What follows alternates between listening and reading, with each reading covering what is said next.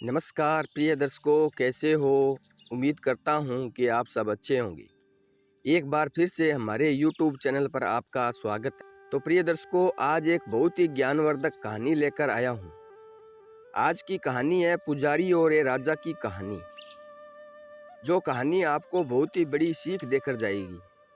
तो प्रिय दर्शकों, कहानी के अंत तक बने रहना और हमारे YouTube चैनल को सब्सक्राइब कर लेना और बेल आइकन दबा लेना, ताकि आगे की वीडियो आप तक पहुंच सके। तो प्रिय दर्शकों, एक राजा ने भगवान का एक सुंदर मंदिर बनवाया और उसमें एक पुजारी को काम पर रखा। इस बात को बहुत समय बीत गया। अब राजा भी बूढ़ा हो गया था, लेकिन राजा का एक नियम था कि वह हर सुबह अपने सैनिकों के साथ फूलों की माला भेजेगा और पुजारी उस माला को भगवान कृष्ण को चढ़ाता था। उसके बाद जब राजा भगवान के दर्शन के लिए आता तो पंडित जी भगवान के गले से माला उतारकर राजा के गले में डाल देते। यह लगभग रोज की बात थी। पुजारी बूढ़ा हो गया था और राजा भी बूढ़ा हो रहा था। एक दिन राजा की तबीयत खराब होने पर राजा ने सिपाही के हाथों पुष्प माला भेजी और सिपाहियों से कहा कि पंडित जी को कह देना कि आज हमारी तबीयत ठीक नहीं है, आज हमारा इंतजार न करें, क्योंकि हम आज नहीं आ पाएंगे। फिर सिपाही ने जाकर पुजारी को पुष्प माला दी और पंडित जी को सारी बात बताई। पंडित जी ने श्री कृष्ण को पुष्प माला अर्पित की तो पंडित जी ने सोचा कि इतने वर्ष हो गए, भगवान का यह हार हमेशा राजाओं ने पहना है, लेकिन मैंने खुद आज तक इसे कभी नहीं पहना।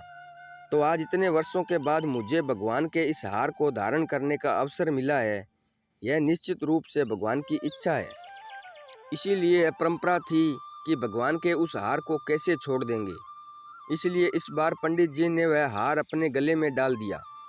तभी सिपाही दौड़ता हुआ आया और बोला कि राजा साहब मंदिर आ रहे हैं, क्योंकि वहाँ महाराज की तबीयत ठीक नहीं है, आप सारी तैयारी करके रखें। इतने सालों से चली आ रही परंपरा को राजा तोड़ना नहीं चाहता था, इसलिए वह मंदिर आने लगा।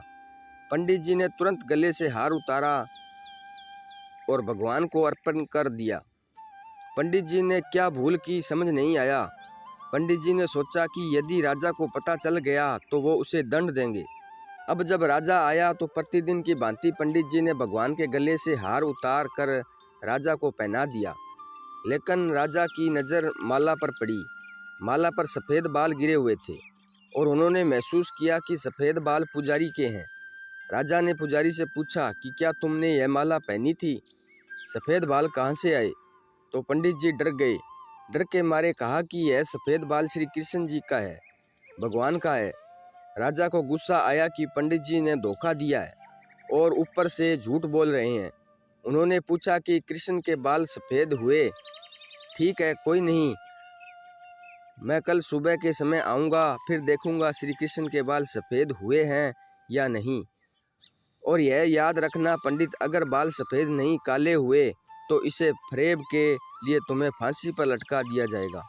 राजा नाराज होकर चले गए और इधर पंडित जी को अपनी मृत्यु दिखाई देने लगी।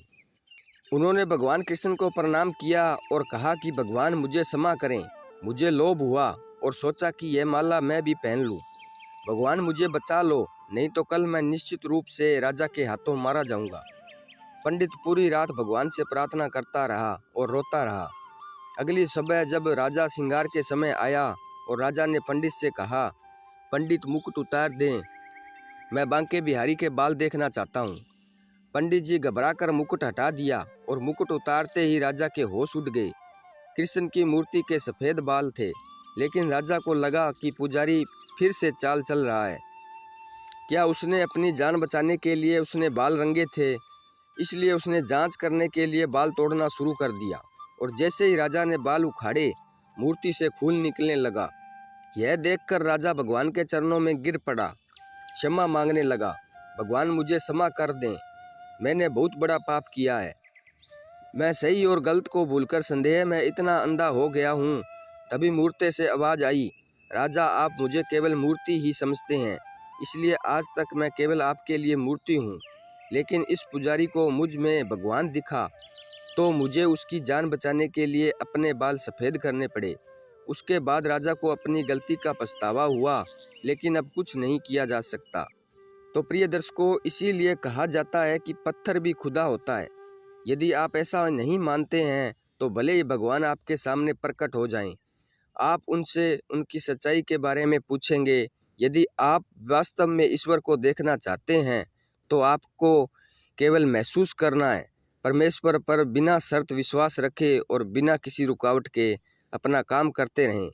सर्वशक्तिमान आपको निश्चित रूप से अपना फल देंगे।